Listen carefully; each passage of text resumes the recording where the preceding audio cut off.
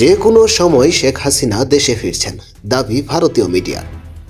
ভারতের শীর্ষস্থানীয় গণমাধ্যম দ্য টাইমস অফ ইন্ডিয়া সম্প্রতি একটি প্রতিবেদনে জানিয়েছে, বাংলাদেশের সাবেক প্রধানমন্ত্রী শেখ হাসিনা শীঘ্রই দেশে ফিরে আসছেন এবং আবারও প্রধানমন্ত্রী হিসেবে দায়িত্ব গ্রহণ করতে পারেন।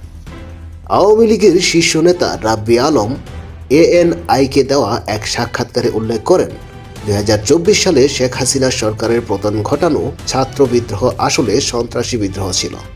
তিনি দাবি করেন, বাংলাদেশ বর্তমানে একটি বড় ধরনের আক্রমণের সম্মুখীন এবং আন্তর্জাতিক সম্প্রদায়ের উচিত এ বিষয়ে হস্তক্ষেপ করা।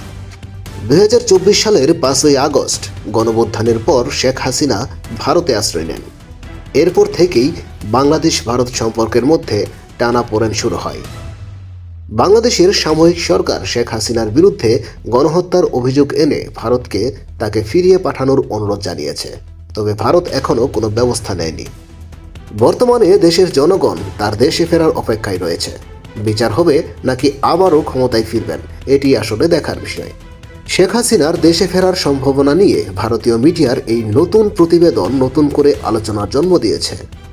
এখন দেখার বিষয়, বাংলাদেশের রাজনৈতিক প্রেক্ষাপটে এই খবর কী প্রভাব ফেলে। বন্ধুরা, আজকের এই ভিডিওটি এ পর্যন্তই। দেখা হবে পরবর্তী কোনো আপডেট নিয়ে। সে পর্যন্ত সবাই ভালো থাকবেন, চ্যানেলটি সাবস্ক্রাইব করে দিবেন।